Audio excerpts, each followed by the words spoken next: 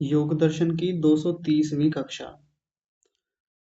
हम योग दर्शन का स्वाध्याय कर रहे हैं और योग दर्शन में दूसरा साधन पाद चल रहा है और इसी साधन पाद में हम 27वें सूत्र पर चर्चा कर रहे थे।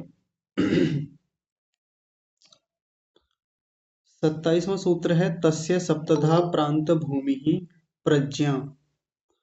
उस विवेक ख्याति प्राप्त योगी की 7 प्रकार की प्रज्ञा होती है, बुद्धि होती है, इसको समझा रहे हैं। और प्रांत भूमि शब्द का मतलब है कि बहुत ऊंची स्थिति वाली, बिल्कुल छोर पर वो पहुंच गया है, किनारे पर पहुंच गया है, ऐसी ज्ञान की, ऐसी समझ की स्थिति उसकी बन गई है।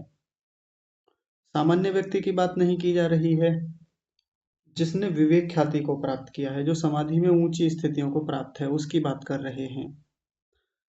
तो 7 प्रकार की जो उसकी प्रज्ञा होती है, उसमें से हमने 4 को तो देख लिया था, एक बार फिर से देख लेंगे।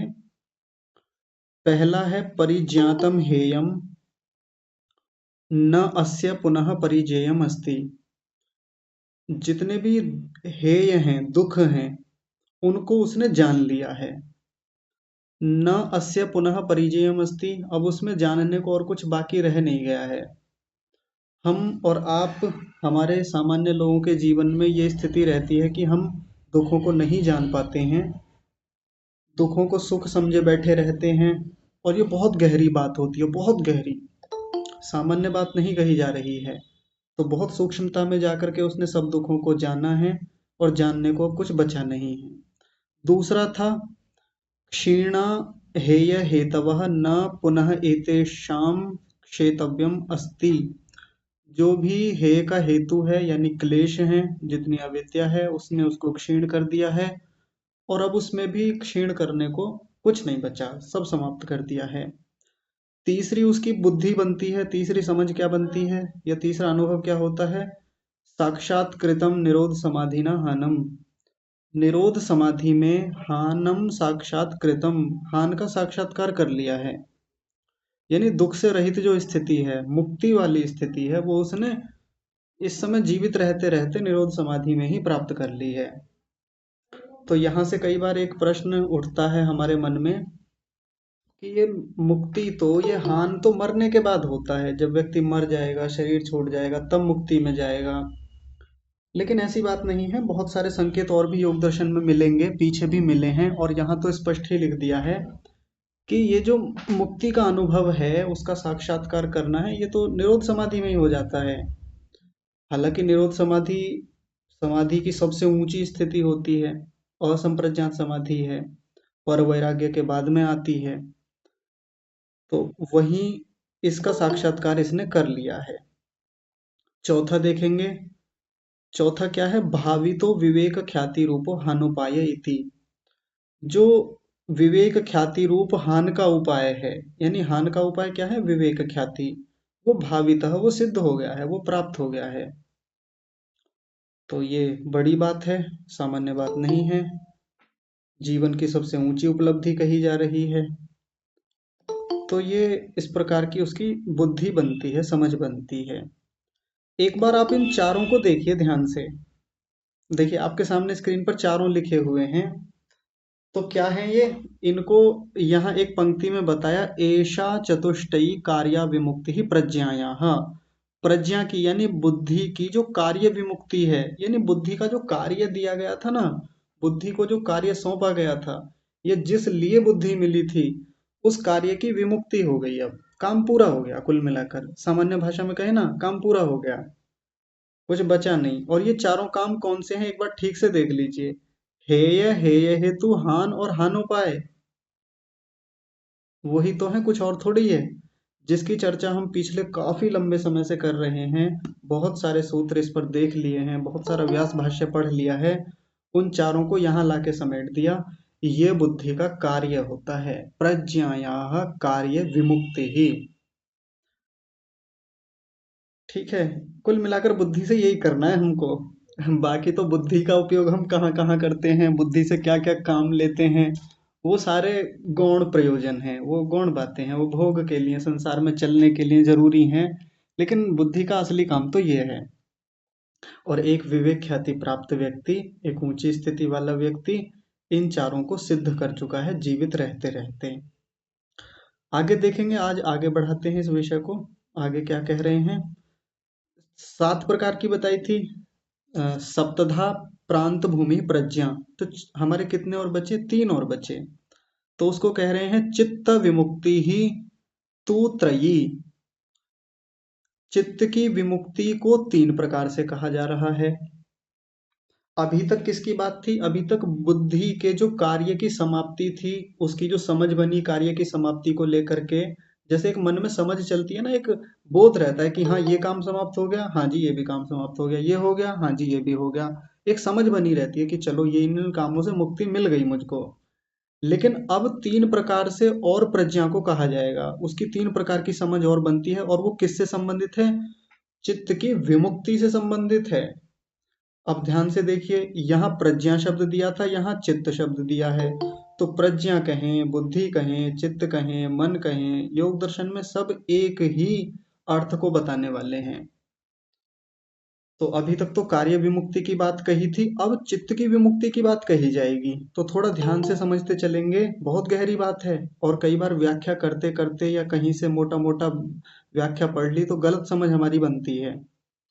चित्त की विमुक्ति का मतलब क्या है? कि शरीर रहते रहते ही जीवित योगी को ये पता चल जाता है कि अब मेरा चित्त विमुक्ति वाली स्थिति में जाने वाला है, अब हटने वाला है मुझसे, अब दूर हो जाएगा ये। यानी अब साधन के स्तर की बात की जा रही है।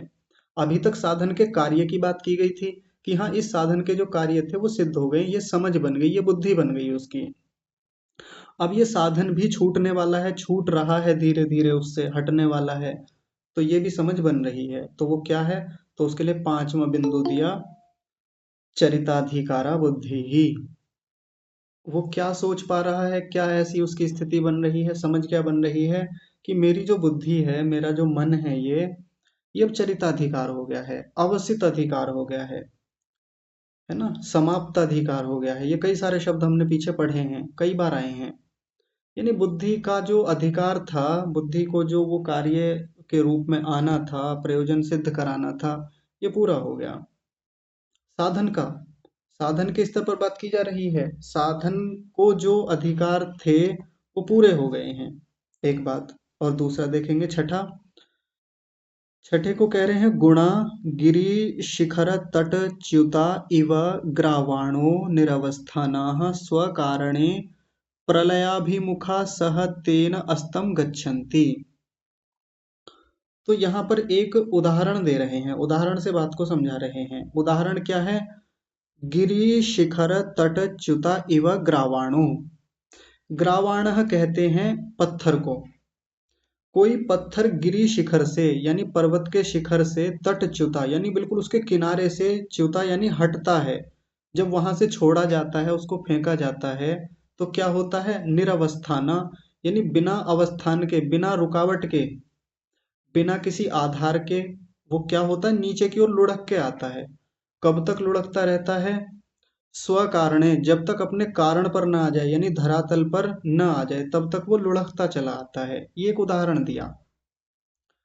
आप विचार करके देखिए, किसी पर्वत की चोटी से किसी पत्थर को छोड़ा जाए और बीच में कोई रुकावट ना हो, कोई समतल स्थान ना हो, निरवस्थाना, कोई रुकावट नहीं है, कोई आधार नहीं है, तो ऊपर से लुढ़कता हुआ कब तक आएगा वो? जब तक बिल्कुल समतल धरातल पर ना आ जाए, तब तक लुढ़कता रहेगा, आता रहेगा। तो वैसे ही गुणाह, गुणाह यानी ये जो गुण है, सत्वगुण, रजोगुण और तमोगुण, उनकी बात की जा रही है। निरवस्थाना, बिना रुके, स्व कारणे, अपने कारण में। अपना कारण कौन सा होता है उनका? जो उनकी अपनी साम्य अवस्था है, मूल रूप है। ये इस प्रकार से समझाना चाह रहे हैं कि जो अभी कार्य रूप में है, वो कार्य रूप में जो गुण आए हुए हैं, सत्वगुण, रजोगुण, तमोगुण, जो इस समय बुद्धि के रूप में कार्य कर रहे हैं, वो स्व कारणे, अपने कारण में यानी मूल प्रकृति में, प्रलयाभिमुखा, प्रलय की ओर मुख करके, यानी प्रलय की ओर जाते हुए, सह तेन अस्तम गच्छन्ति, उस चित्त के साथ ही, तेन अस्तम गच्छन्ति, अस्त को प्राप्त हो जाते हैं, अस्त हो जाते हैं। जैसे सूर्य अस्त हो जाता है ना, और हम कह देते हैं कि सूर्य चला गया है, तो वैसे ही ये तीनों गुण भी अपने कारण रूप में विलीन हो जाते हैं, चले जाते हैं। तो ये रुकते नहीं है कहीं, जैसे वो पत्थर कहीं नहीं रुकता, ऊपर से आता है और नीचे जाकर के सीधा धरातल पर ही रुकता है। वैसे ही अब इनका कार्य पूरा हो गया है, इन गुणों का, कहीं की बुद्धि का कार्य पूरा हो गया है और अपने मूल स्वरूप में जाकर के मिल जाती है। न च एषां प्रविलीनानां पुनः अस्ति उत्पादः प्रयोजनाभावात् इति। न च एषां प्रविलीनानां पुनः अस्ति उत्पादः प्रयोजन अभावात् इति। प्रयोजनाभावात् इति, पहले इसको देखेंगे, प्रयोजन का अभाव होने से, क्योंकि अब प्रयोजन कुछ बचा नहीं। जो इस बुद्धि को, इन गुणों को कार्य सौंपा गया था, वो कार्य पूरा हो गया है, तो उस प्रयोजन का तो अभाव हो गया।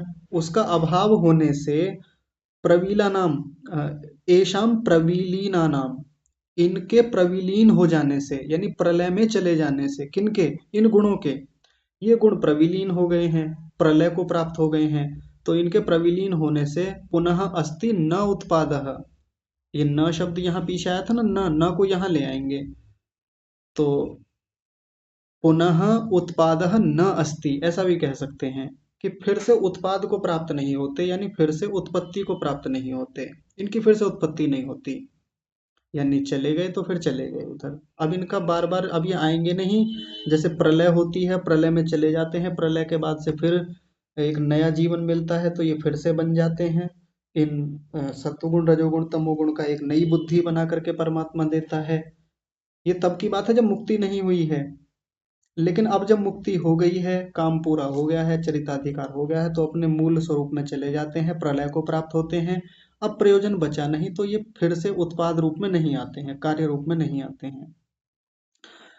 तो ये भी इसकी एक समझ है, एक बुद्धि है, एक इस प्रकार की स्थिति बनी हुई है योगी की। वो जाते हुए देख रहा है इनको कि अब ये सब छूटने वाला है, काम पूरा हो गया है मेरा। सातवां और अंतिम बिंदु देखेंगे, एतस्याम अवस्थायां गुण संबंधातीतः स्वरूप मात्र अमलः, ज्योति अमलः केवली पुरुष इति। एतस्याम अवस्थायाम, इस अवस्था में, ये जो अवस्था आई है, जो विवेक ख्याति प्राप्त होने के बाद की ऊंची अवस्था है, तो उसमें क्या होता है, गुण संबंधातीतः, गुणों के संबंधों से रहित, क्योंकि गुणों का संबंध अब हट गया है। सत्वगुण रजोगुण तमोगुण का जो संबंध बना हुआ था आत्मा के साथ, जो कार्य कराना था, अब वो कैसा हो गया, संबंधातीत हो गया, अब हट गया है, उससे रहित स्थिति हो गई है, अब छूटने वाला है, बस कुछ समय होगा और ये छूट जाएगा। इसका एक बड़ा सुंदर उदाहरण हमारे गुरुजी दिया करते थे, कहते थे कि जैसे किसी विद्यालय में समय हो गया, मान लीजिए 2 बजे तक का विद्यालय है, 2 बजने ही वाले हैं, और लास्ट पीरियड जो है वो बस अब समाप्त होने ही वाला है, 1-2 मिनट बची हुई है, घंटी लगने वाली है, और बच्चे बस इस ताक में बैठे हुए हैं कि कब घंटी लगे और कब हम घर की ओर भागें। ऐसा ही होता है ना। तो बस ये भी ऐसी स्थिति चल रही है एक योगी की। वो एक समझ बनी हुई है, जैसे बच्चों की एक समझ बनी रहती है ना, बड़ी मन में एक उत्कंठा रहती है कि बस अब घंटी बजे और हम घर की ओर को भागे। तो ये गुणों के संबंध से अतीत जो चित्त कहने को है, अभी उसके साथ लगा हुआ है, बुद्धि साथ में है, सतुगुण रजोगुण तमोगुण अभी हैं उसके उसके साथ, लेकिन अब जैसे उन संबंधों से अतीत है, स्थिति रहित है, और क्या है, अब बस छूटने वाला है, और छूटने पर क्या स्थिति बनने वाली है, स्वरूप मात्र ज्योति ही अमलः, स्वरूप मात्र ज्योति, अपने स्वरूप से जैसे प्रकाशित हो रहा है वो आत्मा, अपने ही स्वरूप से, यानी अपने ही स्वरूप का उसको इतना सुंदर बोध हो रहा है, जो अब से पहले केवल बुद्धि को ही देख पाता था, अपने स्वरूप का कोई प्रकाश नहीं था, कोई ज्ञान नहीं था, अब अपने ही स्वरूप में स्वयं से प्रकाशित जैसे वो हो रहा है। और अमलह, इसमें अमलह शब्द है, अलग अलग करेंगे तो स्वरूप मात्र ज्योति ही विसर्ग लगेगा, और अलग करेंगे तो अमलह। अमलह यानी मल से रहित स्थिति है। मल से रहित का मतलब अब भीतर कोई दोष, कोई किसी प्रकार की अविद्या, किसी प्रकार के संस्कार अब बचे नहीं हैं, ऐसी निर्मल स्थिति है। अमलह का मतलब निर्मल भी कह सकते हैं। ऐसा जो है वो केवली पुरुष है, वो केवल बन गया है, अब अकेला हो गया है। सारी यात्रा तो केवल होने की है, अकेले होने की है। इतने सारे संबंध हम जोड़ते हैं, लेकिन अंततः तो केवल ही होना है। बाहर के स्तर पर तो केवल होना ही होना है, लेकिन यहाँ केवल ही होने का मतलब है कि जो हमारे साथ जुड़ी हुई बुद्धि है, बुद्धि में जुड़े हुए संस्कार, जो हमारे साथ संयोग बना हुआ था, अविद्या जुड़ी हुई थी, कर्माशय जुड़े हुए थे, अंततः तो इनसे भी हटना है और केवल ही हो जाना है। ऐसा जो वो पुरुष है वो केवल ही है। ठीक है जी। तो इसके बारे में कुछ और बातें बता रहे हैं जो पीछे भी कभी आई थी काफी समय पहले, तो अब स्पष्ट हो रही हैं वो बातें। कह रहे हैं एताम सप्तविधाम प्रांत भूमि प्रज्ञाम अनुपश्यन पुरुष कुशल इति आख्यायते। एताम सप्तविधाम, ये जो 7 प्रकार की प्रांत भूमि प्रज्ञा है, प्रांत भूमि प्रज्ञा जो ऊपर सूत्र में देखा था उसी को कह रहे हैं कि ये जो 7 प्रकार की ऊंचे छोर वाली सबसे अंतिम स्थिति वाली जो प्रज्ञा है, बुद्धि है, समझ है, ज्ञान है, विवेक है, बुद्धि है, इसको अनुपश्यन, अनुपश्यन यानी देखता हुआ पुरुष है, जो पुरुष है, जो आत्मा है, वो क्या कहा जाता है? कुशल इति आख्यायते, उसको कुशल कहा जाता है। देखिए कुशल शब्द पीछे भी आया था ना, और ये सामान्य कुशल व्यक्ति नहीं है। ऐसे तो जीवन में कितने कुशल लोग होते हैं, कोई बोलने में कुशल है, कोई चित्रकला में कुशल है, कोई भोजन बनाने में कुशल है, कोई पढ़ने पढ़ाने में कुशल है, लेकिन ये कुशल एक विशेष अर्थों में कुशल है, क्योंकि इसने बहुत कुशलता से, बहुत उत्तम रीति से अपने सब कामों को पूरा कर लिया है। काम क्या है इसके? यही तो काम है कि सारे दुखों से मुक्त हो जाना है और अंततः इस बुद्धि से छूट जाना है, और बड़ी कुशलता से निकल के आया है। जैसे मैंने आपको बताया था, कुशाम लाति इति कुशलः, जो कुशा को लेकर आता है, कुशा एक घास होती है, और कुशा को लेकर के आना बहुत मुश्किल काम होता है। बड़ी पैनी उसकी पत्तियां होती हैं, बहुत तीक्ष्ण होती हैं, हाथ को काट देती हैं, घाव कर देती हैं, तो जो व्यक्ति उसको लाता है उसको कुशल कहते हैं। दराती से काट करके लाना अपने आप में बड़ी कुशलता की, बड़ी प्रवीणता की बात होती है। तो जैसे बड़ी वो सावधानी से लेके आता है तो उस व्यक्ति को कुशल कह दिया जाता है कि देखो बड़ा कुशल है, कितनी एकाग्रता रही होगी इस व्यक्ति की, कुशा को काट के ले आया। तो वैसे ही ये जो योगी व्यक्ति है, इसने बड़ी कुशलता से, बड़ी एकाग्रता से, बड़े धैर्य से, लंबी तपस्या से, साधना से ये स्थिति बनाई है कि इसने हे के हेतु को जान लिया है, हेय को जान लिया है, हे के हेतु को समाप्त कर लिया है, हान को प्राप्त किया है, हान के उपाय को भी सिद्ध किया है। ये सब इसने बड़ी कुशलता से किया है, इसलिए इस व्यक्ति को क्या कह दिया जाता है? कुशल इति आख्यायते, कुशल ऐसा कहा जाता है उसको। आगे देखिए, इसी के बारे में एक बस छोटी सी और अंतिम बात बता रहे हैं और बड़ी महत्वपूर्ण है। प्रति प्रसवे असी क्षमा कीजिए, प्रति प्रसवे अपि चित्तस्य मुक्तः के कुशल इति एव भवति गुणातीतत्वात् इति। प्रति प्रसवे अपि चित्तस्य मुक्तः कुशल इति एव भवति गुणातीतत्वात् इति। गुणों से अतीत होने से, यानी गुणों से रहित हो जाने से, क्योंकि अब गुणों से रहित स्थिति होने ही वाली है, गुण छूटने वाले हैं, संबंध बिल्कुल विच्छेद होने वाला है इन गुणों से। कौन से गुण? सत्वगुण, रजोगुण, तमोगुण से। उनसे संबंध विच्छेद होने से प्रति प्रसवे अपि, और वो प्रति प्रसव में अब जाने वाले हैं, चले जाएंगे। प्रति प्रसव हो जाने पर भी, प्रति प्रसव क्या होता है? कार्य का कारण रूप में चले जाना, ये प्रति प्रसव होता है।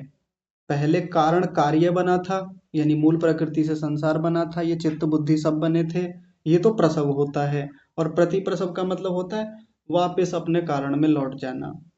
तो चित्तस्य प्रति प्रसवे अपि, चित्त के प्रति प्रसव हो जाने पर भी मुक्तः, जो मुक्त हो गया है, नितांत मुक्त, यानी मृत्यु हो गई और ये सब चीजें अपने कारण रूप में चली गई, तब भी, उस समय भी, अपि शब्द लगाया, उस समय भी कुशल इति एव भवति, कुशल ही होता है, इति एव, यानी अभी जब वो जीवित है, काम पूरा कर लिया है, और अभी बुद्धि साथ में तो है लेकिन छूटने वाली है, तब भी कुशल कहा जाता है।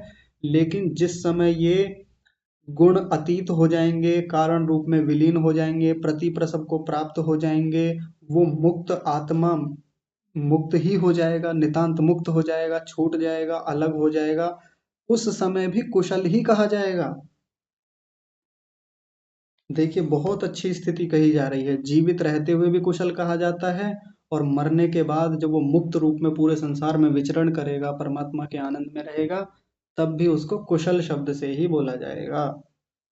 तो जब भी कभी बात हो कि ये आत्मा तो मुक्ति में है, तो जब भी किसी मुक्त आत्मा की बात कही जाएगी ना, तो उसको हम कुशल भी कह सकते हैं कि ये जो कुशल आत्मा है।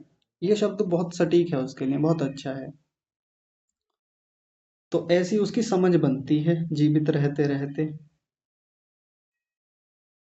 7 प्रकार की प्रज्ञा बता दी, यहाँ पर सूत्र पूरा हो गया है। यदि इतने में से किसी का कोई प्रश्न हो तो आप पूछिए, नहीं तो फिर आगे बढ़ते हैं। जी शशिकांता माता जी, आपने हाथ खड़ा किया हुआ था, आप बताइए।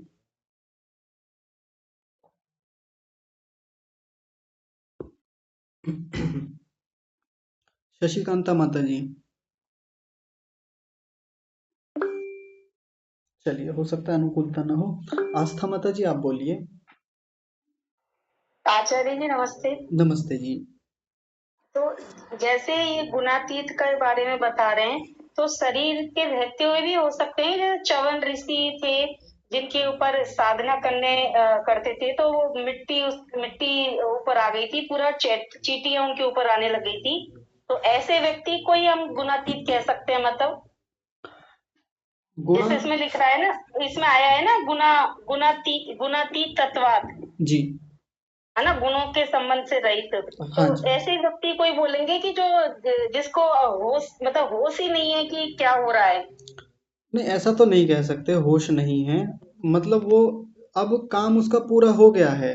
इनका जो गुणों का जो कार्य था कि वो गुण बुद्धि के रूप में जुड़े हुए थे, इसको अपना प्रयोजन सिद्ध करा रहे थे, भोग करा रहे थे, भोगों को भोगता था, चीजों को समझता था, महसूस करता था, खाता पीता था, या इस बुद्धि के माध्यम से साक्षात्कार करता था, साधना करता था। अब वो काम पूरा हो गया।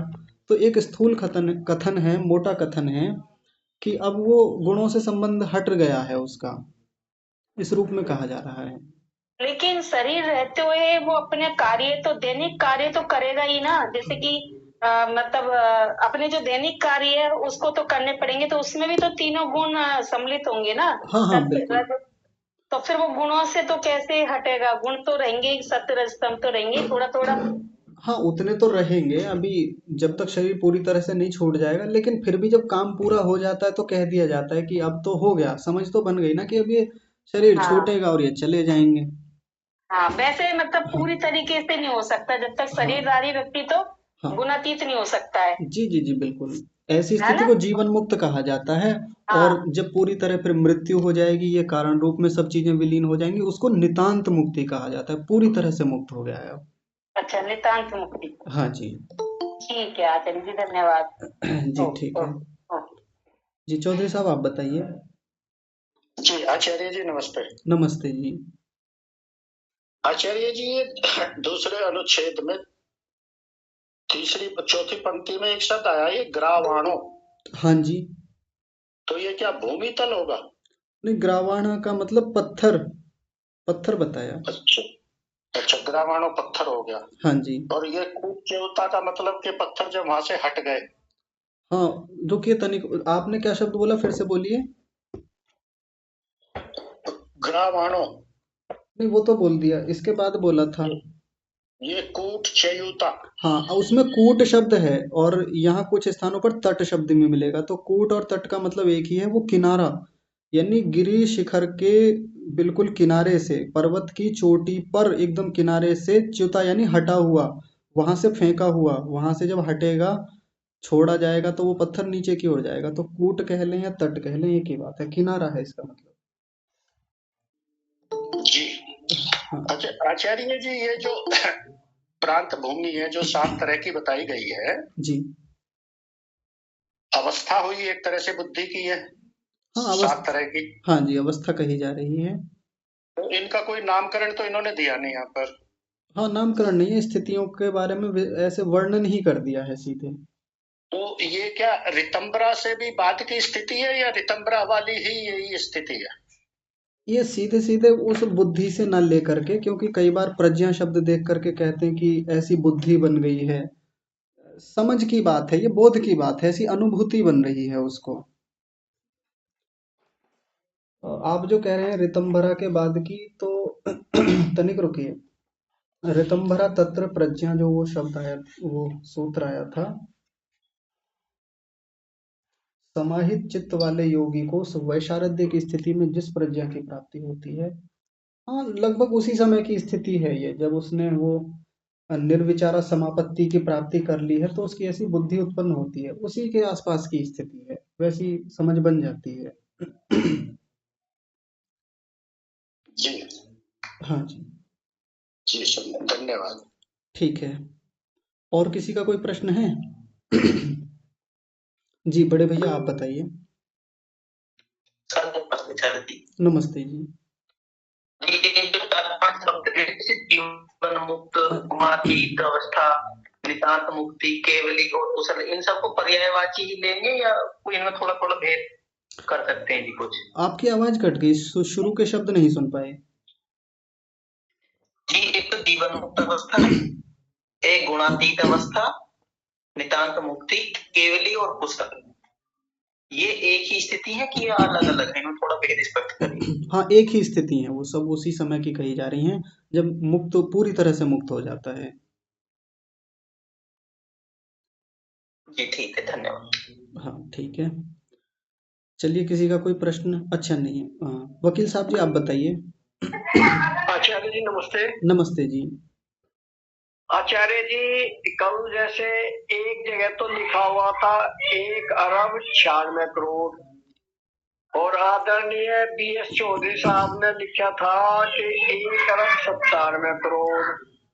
ये दो कहीं कहीं 97 पावे और कहीं कहीं 96 पावे, इसका अंतर का मुझे आज तक पता नहीं चला। यदि आप इस शंका का समाधान कर दे तो अच्छा रहेगा। वैसे तो ये अभी यहाँ कक्षा का विषय नहीं है, पर मैं फिर भी बता देता हूँ। एक सृष्टि संवत होता है और एक मानव संवत है, तो उसको लेकर डिबेट चलती रहती है। मैं इस म्यूट कर लीजिए, बहुत शोर आ रहा है उधर से।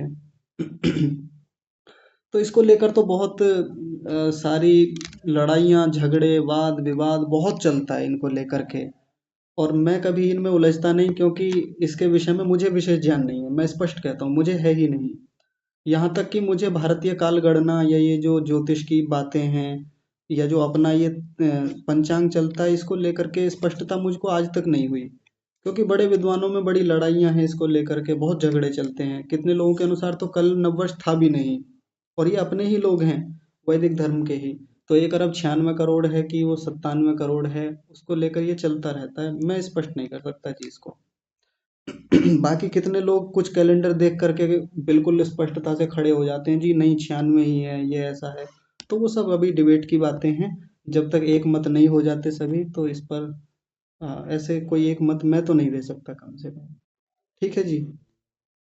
बहुत बहुत धन्यवाद आचार्य। हाँ जी, चलिए आगे बढ़ते हैं।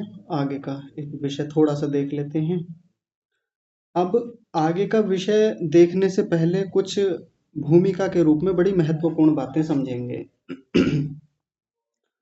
पीछे से जब हमने योग दर्शन पढ़ना शुरू किया, तो योग दर्शन का जो प्रथम पाद है वो किन योगियों के लिए है या किन व्यक्तियों के लिए है? जो समाहित चित्त योगी हैं, समाहित चित्त हैं, जिनकी बहुत ऊंची स्थिति पहले से योग में है। प्रथम पाद उनके लिए कहा गया, यानी जो उत्तम अधिकारी हैं योग के, जो बढ़ रहे हैं, जिनके भीतर बहुत तीव्र जिज्ञासा है, अच्छी स्थितियां बन गई हैं, बढ़ रहे हैं, ये उनके लिए था।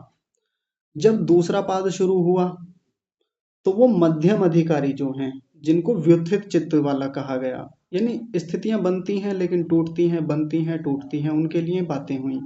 उनके लिए क्रिया योग बताया, सारा का सारा अष्टांग योग नहीं बताया, उनके लिए क्रिया योग बताया। और क्रिया योग में 3 चीजें आती हैं, तप, स्वाध्याय और ईश्वर प्रणिधान, है ना? केवल ये 3 चीजें दी गई थी वहां पर, और उन्हीं को आगे बढ़ाते बढ़ाते बहुत सारी बातें बताई। क्लेशों को बताया, क्लेशों को कैसे दग्धबीज किया जाता है, उनको सूक्ष्म कैसे किया जाता है, ये सब बातें हुई। कर्मफल सिद्धांत की बातें हुई। कर्मफल सिद्धांतों की बातें बताते बताते 4 बिंदुओं पर आकर आज हमारी चर्चा समाप्त हुई है। 4 बिंदु कौन से? हेय, हेय हेतु, हान और हानोपाय। इसमें कई सारे सूत्र लगे इसको समझने में, और कुल मिलाकर के आज वो बात पूरी हुई है हमारी। अब जो आगे की चर्चा शुरू होगी यहाँ से एक नए सिरे से, क्रम तो वही है, 27वें के बाद 28वां ही सूत्र है, कोई नया ऐसा विषय खड़ा नहीं किया जा रहा है।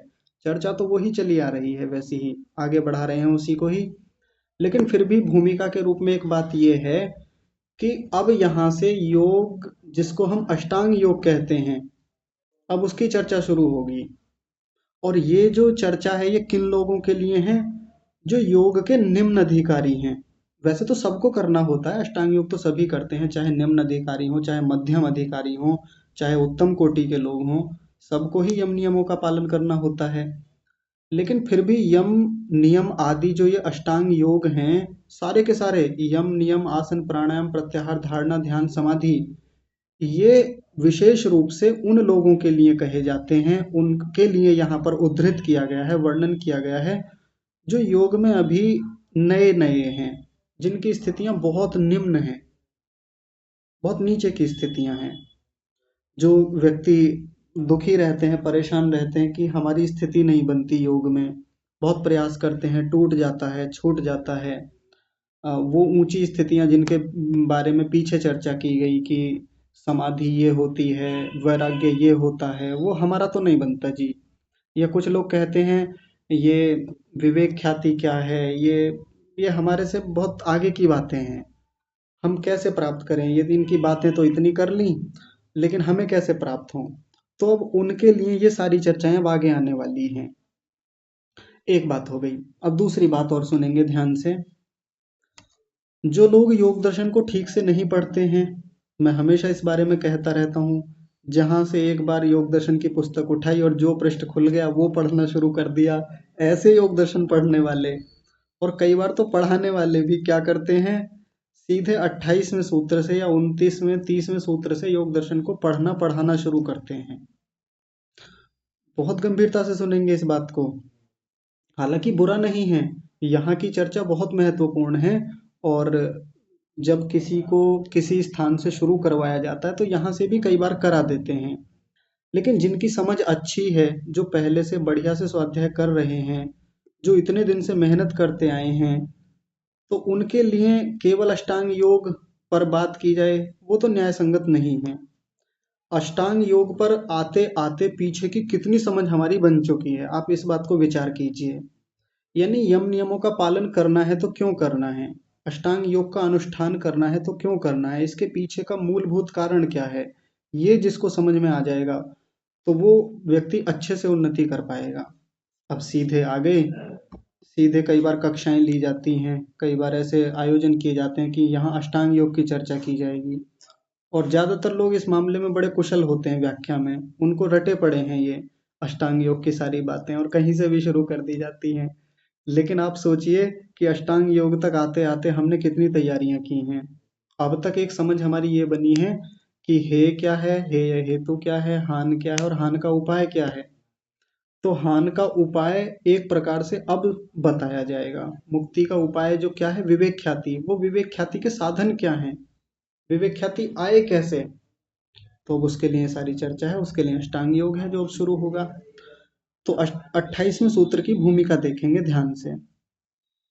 सिद्धा भवति विवेक ख्याति ही हानोपाय इति। विवेक ख्याति रूप जो हानोपाय है वो सिद्धा भवति, सिद्ध होता है, यानी ऐसे ही नहीं होता, वो सिद्ध होता है, सिद्ध किया जाता है। ऐसे नहीं कि वो कहीं से हमें फोकट में मिल जाएगा, वरदान मिल जाएगा, परमात्मा ऐसे ही दे देंगे हमको मुफ्त में, या परमात्मा की कुछ कृपा हो जाएगी तो मिल जाएगी। नहीं, सिद्ध करनी होती है, सिद्धा भवति, वो सिद्ध होती है विवेक ख्याति। और कोई भी चीज जो सिद्ध होती है वो साधनों के बिना सिद्ध नहीं होती, उसके कुछ ना कुछ साधन होते हैं। तो उसको कह रहे हैं न च सिद्धि अंतरेण साधनम, साधनम अंतरेण, साधन के, ये साधनम शब्द के साथ अंतरेण को लगाएंगे। अंतरेण का मतलब होता है बिना, साधन के बिना न च सिद्धि, वो सिद्धि नहीं होती। कोई भी काम सिद्ध करना हो, अब उसके साधन ना हो, औजार ना हो, हथियार ना हो, उपकरण ना हो, तो सिद्धि थोड़ी ना होगी। तो विवेक ख्याति नाम की जो सिद्धि है वो किन साधनों से होगी, तो उनको एतत् आरभ्यते, उन साधनों को अब आरंभ करते हैं, यानी उन साधनों की चर्चा को अब आरभ्यते, आरंभ किया जाता है। 28वां सूत्र देखेंगे, योगांगानुष्ठानात् शुद्धिक्षये ज्ञान दीप्ति अविवेक ख्याते। पहले इस सूत्र को ध्यान से देखेंगे। योगांगानुष्ठानात्, योगांग अनुष्ठानात्, ये दो शब्द हैं और आगे है अशुद्धि क्षये, अशुद्धि क्षये, इसके बाद है ज्ञान दीप्ति ही, और ज्ञान दीप्ति के साथ जुड़ा हुआ है अविवेक ख्याते, आ लिखा हुआ है यहाँ पर, ध्यान से समझेंगे। तो योग के अंगों के अनुष्ठान से, योग के अंगों के अनुष्ठान का मतलब क्या है, आगे योग के 8 अंग बताए जाएंगे जो हम सबने खूब सुने हैं, खूब बातें उन पर होती रहती हैं। यम नियम आसन प्राणायाम प्रत्याहार धारणा ध्यान और समाधि, जिनमें से यम नियम हमको अच्छे से पता है, आसन हम सबको आता है, हम सब लोग कुशल हैं आसन करने में, सब लोग एक्सपर्ट मिलेंगे आसनों में। प्राणायाम में सब लोग कुशल हैं, बस प्रत्याहार धारणा ध्यान और समाधि क्या है इनके बारे में ज्यादा नहीं पता हमको। लेकिन यहाँ पर सभी को लिया और कहा योग के अंगों के अनुष्ठान से। अनुष्ठान का मतलब होता है उनके पालन करने से।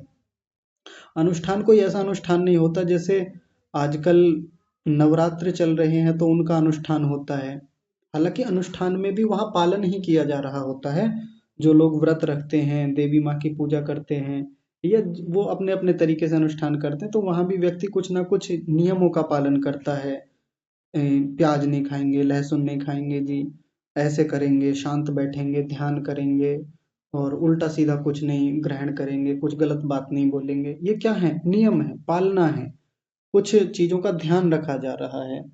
तो वैसे ही यहाँ भी योगांगों के अनुष्ठान से क्या होता है, उनसे अशुद्धि क्षय, अशुद्धि का क्षय होता है। हमारे भीतर जितनी अशुद्धियां हैं, जितनी गंदगी है, मल भरे हुए हैं, उनका क्षय होता है, नाश होता है, नष्ट होती हैं वो सारी अशुद्धियां। ये बहुत महत्वपूर्ण बात बताई है। योग के अंगों का अनुष्ठान करने से हमारे भीतर की अशुद्धियों का नाश होता है।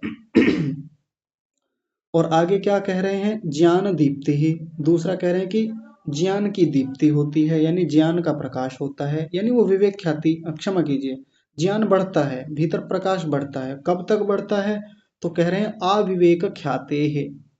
आ शब्द का मतलब है पर्यंत, यानी तक, उस तक, किस तक, जब तक कि विवेक ख्याति प्राप्त ना हो जाए, विवेक ख्याति पर्यंत।